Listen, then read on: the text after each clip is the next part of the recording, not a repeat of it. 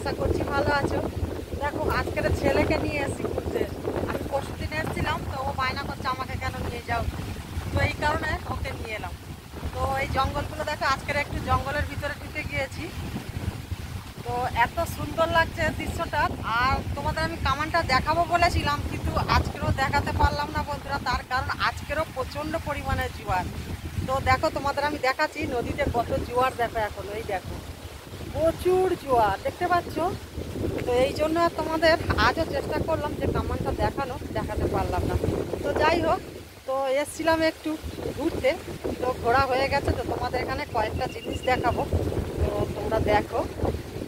তো দেখো বন্ধুরা, এখানে কত খেজুর গাছ, দেখো এখানে প্রচুর খেজুর গাছ। আর তারপরে দেখো এই যে শিউলি হয় না, যারা হচ্ছে খেজুরের রস মেরে গুড় বানায়, তো তারা ওই যে উনুন বানিয়ে আর খেজুরের রস মেরে গুড় করতো। তো দেখো ওই প্রথমে একটা উনান দেখালাম, এই একটা, আর একটা আছে ওই যে নদীর খোলে। তো দেখছো ওরা ঝুবড়ি বেঁধে এখানে এই শীতকালে, পুরো শীতকালটাই খেজুরের রস মারতো। আর এই যে দেখছো এই জায়গাটা, এখানেই কিন্তু কেল্লাটা ছিল। তো নদীর ঢেউতে সব নিচের দিকে নেমে গেছে।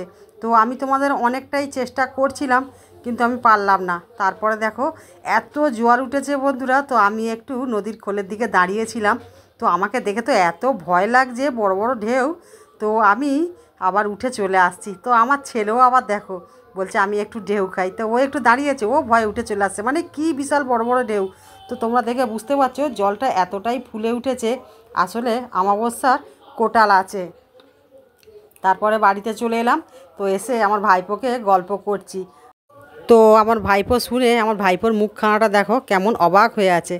আর এদিকে বাবাই যে বাজার থেকে বাজার করে নিয়ে চলে এসছে, তো এনে উনি এই যে মশলা বাজারগুলো বার করছে, আর সাথে আজকের রুই মাছ কিনে নিয়ে এসছে। তো দেখো মাছটা ধুয়ে নিয়েছি, আর এই যে বাবাকে একটু চা করে দিয়েছি, আর মায়ে যে এপাশে সবজি কাটছে। কি হলো? আমি ভেঙেছি, ঠিক করেছি। ভাঙবো না, কি করবো?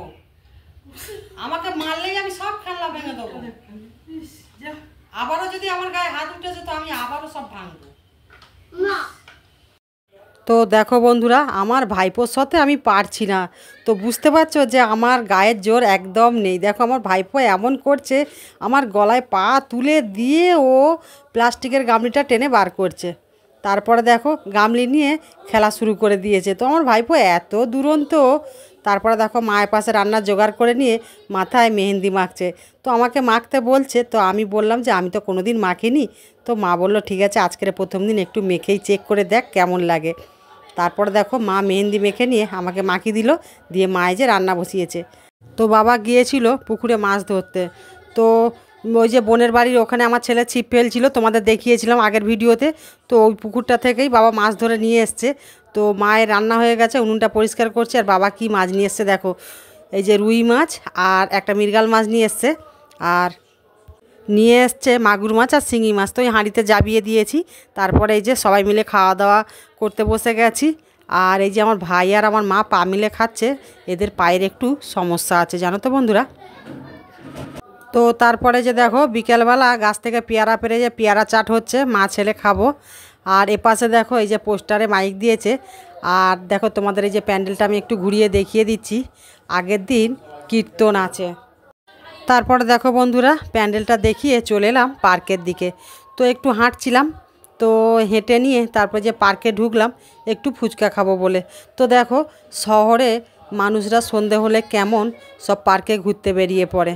তো তারপরে বন্ধুরা দেখো ফুচকা খেয়ে বাড়ির দিকে ফিরছি।